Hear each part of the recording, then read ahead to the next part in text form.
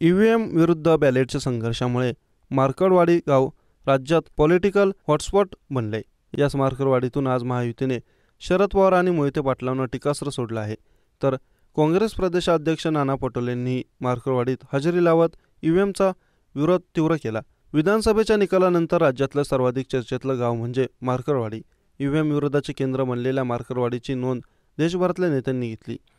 महाविकास आघाडीने मार्कडवाडीच्या बॅलेट मतदानाच्या मागणीचं जोरदार समर्थन केलं। याच मार्कडवाडीत मंगळवारी महायुतीकडून सभा घेत सदाभाऊ खोत आणि गोपीचंद पडळकरांनी महाविकास आघाडीच्या नेत्यांचा खरपूस समाचार घेतला आहे।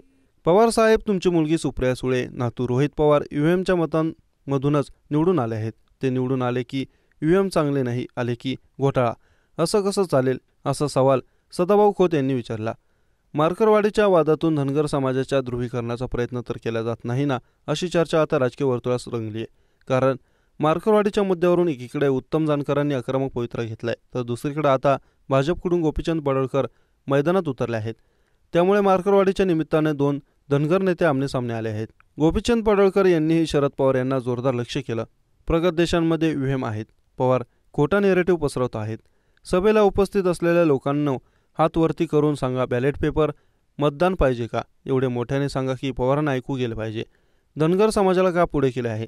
धनगर समाज लोकशाही मानत नाही हे दाखवायचे होते, म्हणून धनगर समाजाला त्यांनी पुढे केले। 100 शकुनी मेल्यावर एक शरद पवार जन्मतो, अशी बोचरी टीका पडळकर यांनी केली।